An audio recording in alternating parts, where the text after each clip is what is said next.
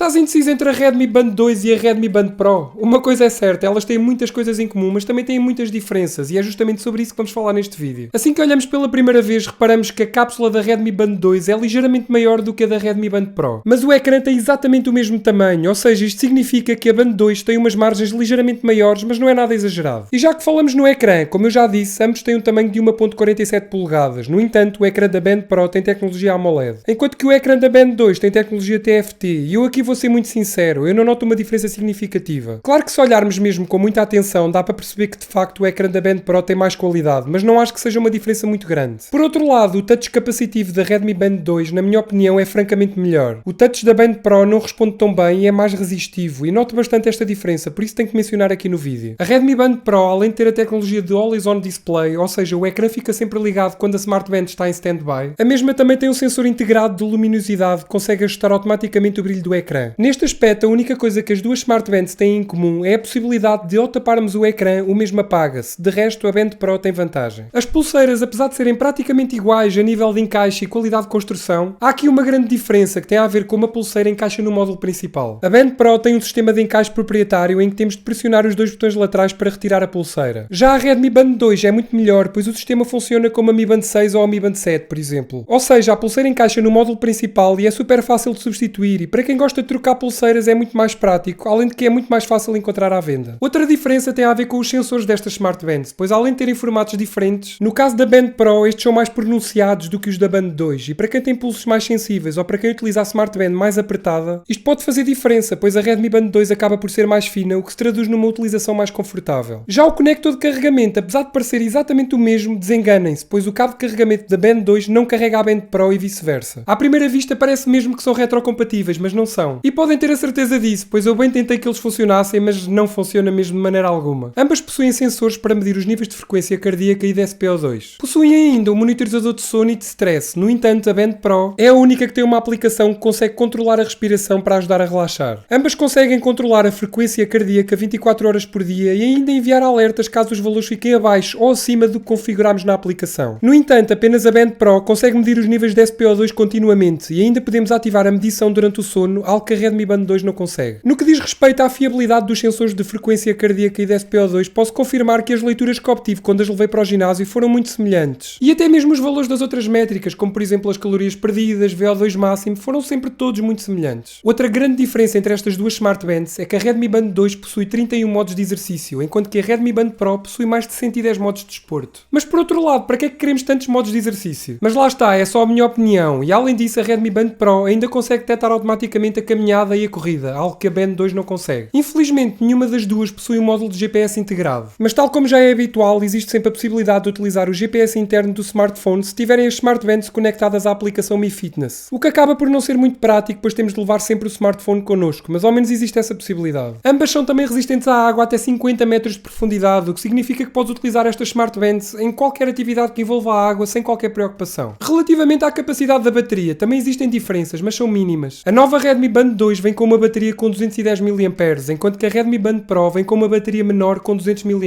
No entanto, as autonomias são equivalentes, uma vez que o ecrã da versão Pro é AMOLED e consome menos energia. Podemos contar com cerca de 10 a 12 dias de utilização em ambas as Smart Bands. Tanto a Band 2 como a Band Pro já podem ser compradas com muita facilidade em qualquer loja física ou online. E a verdade é que a Band 2 acaba por ficar ligeiramente mais barata, o que até faz algum sentido, uma vez que a versão Pro tem mais funcionalidades, ecrã AMOLED, etc. Qualquer das maneiras, e como sempre, na descrição deste vídeo vou lá deixar todos os links para poderes comprar estas e outras Smart Bands ao melhor preço, por isso aproveita. Mas afinal, qual é que é melhor? Qual é que deves escolher? Analisando aqui o conjunto, obviamente que a Redmi Smart Band Pro é melhor, e disso não há dúvidas, mas isso não quer dizer que a Redmi Band 2 não seja boa. Simplesmente existem mais funcionalidades na versão Pro. Mas não tenho qualquer dúvida que para a maioria das pessoas a Band 2 é a que faz mais sentido, até porque existem funcionalidades na versão Pro que muita gente não utiliza. E a verdade é que até existem recursos na Band 2 que eu prefiro, como por exemplo o encaixe da pulseira ao módulo principal, o facto do touch ser mais sensível e até o próprio design, uma vez que a pulseira abraça o módulo principal, dando-lhe um design mais bonito, mas isso é só a minha opinião. Mas e tu, qual é que preferes? Diz-me aí nos comentários. Espero que tenhas gostado do vídeo, se gostaste já sabes, deixa aquele like que é muito importante e ajuda mesmo muito o canal. Subscreve e ativa o sininho para não perderes todas as novidades e todas as notificações. Vê estes vídeos que eu coloquei aqui ao meu lado que eu tenho a certeza que vais gostar. E claro, se tiveres alguma dúvida é só deixares aqui em baixo nos comentários. Bem pessoal, obrigado a todos e fiquem bem.